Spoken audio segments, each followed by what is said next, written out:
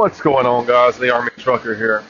So today I want to talk about working with 100% VA disability rating, what you can and what you can't do. First off, there's different types of 100% VA disability ratings. So what are those? First, there's a scheduler 100% rating, meaning you have one or more disabilities that add up to 100% VA rating. Generally, with this type of rating, you can work, no problem, especially if you have multiple things that add up to 100%. Yes, you can work. If you have 100% rating in mental health, you cannot work. I'll cover that a little more in a moment. If you have 100% TDIU, temporary individual unemployability, that's you telling the VA that your disabilities are so bad that you cannot work, so therefore you cannot work. It's really short and sweet on the TDIU front. You can't work. So yeah, you can come to me and say, well, technically you can work. You just have to make up under the level of income that's considered what is it? Not prosperity, poverty line. You have to make enough money where you're staying under the poverty line. Well, that's a double-edged sword, because when you go to report your income to the VA every year for TDIU, and you show them that you're making X amount of dollars, well, it questions the ability of whether you can work or not. You're saying your disabilities are so bad that you can't find gainful employment. Well, yeah, that may be true because you're under the poverty line, but you're still working. So anything to raise a red flag on what it is that you're doing is not a good thing. Secondly, there's working with 100% VA mental health rating. It doesn't matter what the mental health rating is for, whether it's PTSD or schizophrenia or major depressive disorder or whatever. If you have 100% rating for mental health, you cannot work. The first part of that rating is total occupational and social impairment. So you cannot work. There are exceptions to the rule. You can have a safe work environment, which means that either you work for a family member or a friend of the family member that's created a position for you where you can work with your disability away from people and have the time off that you need. But again, that's a gray area, and if that's something that I was going to consider doing, I would talk to a VA lawyer about it, someone that handles VA law case or VA case law, because you don't want to get caught up in losing your benefits because you're working. Again, it's a kind of goes back to the TDIU. It's a double-edged sword. Yeah, you can work if you fit that little itty-bitty sliver of classification, but if you're showing the VA you can work, even if it is a job that's catered to you and has been made for you, well, do you have 100%? Is that you still meet the criteria for 100%, which is total occupational and social impairment, meaning you cannot work? That's the question. That's the question you have to ask yourself, and that's the question you have to ask a lawyer. But in short, I would say with a VA mental health rating of 100%, you cannot work.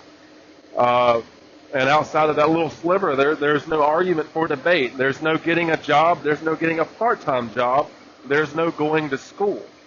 Total occupational and social impairment. All right. There's no working. There's no going to school. That means your disability is so bad, you're at home doing more or less nothing. So yeah, that's the part of that. And then there's working with combined ratings or different ratings that add up to 100%. Well, yes, you can work. You can work with no issue. You can continue to pursue your career because you're not telling the VA that you can work like you would be if you had TDIU or if you had 100% for mental health.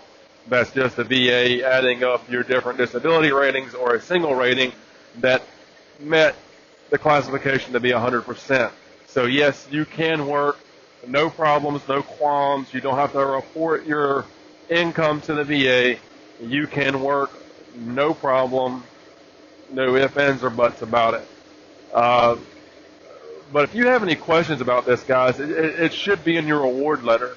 If you're 100% VA disabled, whether you're PNT or non-PNT, it should be in your award letter what you can and cannot do.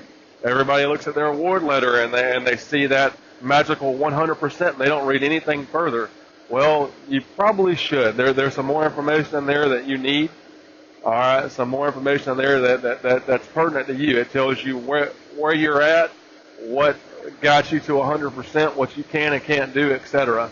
There's some really good information in there. But again, just to touch back up on it, so if you're scheduler from one or more disabilities outside of mental health, scheduler 100%, you can work. If you're scheduler 100% for mental health, you cannot work. All right, and if you're a TDIU, of course, you cannot work because that's you telling the VA that your disability is so bad that you can't find gainful employment. And again, let me touch on this mental health thing just one more time. Total occupational and social impairment is pretty cut and dry. Hang on, let me pull up the, load you motherfucker. Total occupational and social impairment due to such symptoms as gross impairment in thought processes or communication, persistent delusions or hallucinations, grossly inappropriate behavior, persistent danger to self or others, intermittent ability to perform activities for daily living, such as, or including maintenance of minimal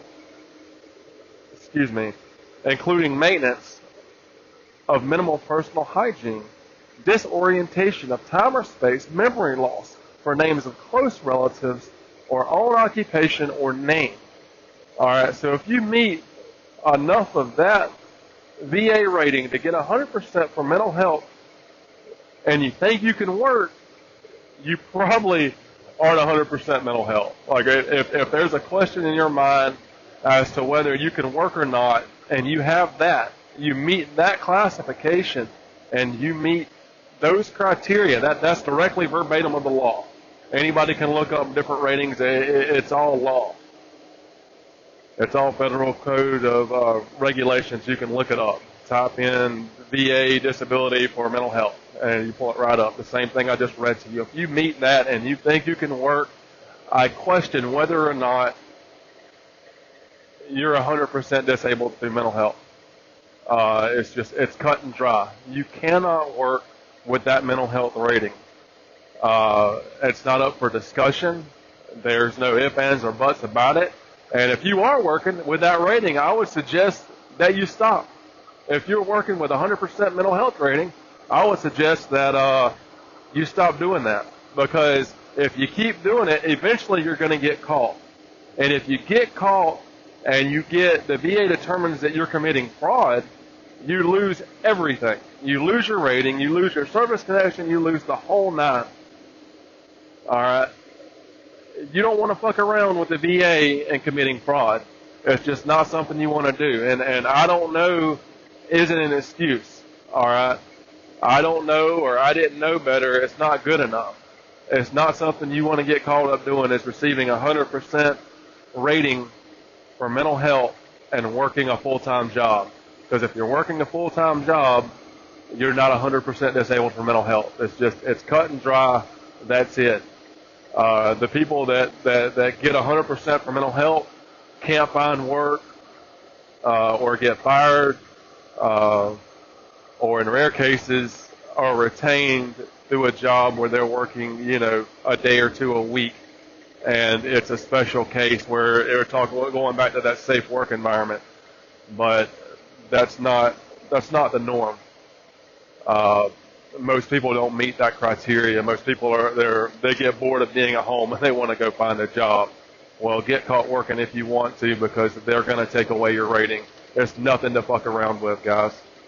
And that's pretty much it. Sorry for ranting. I'm going to get down off my soapbox now. That's the Army Trucker, or this is the Army Trucker. I'm out.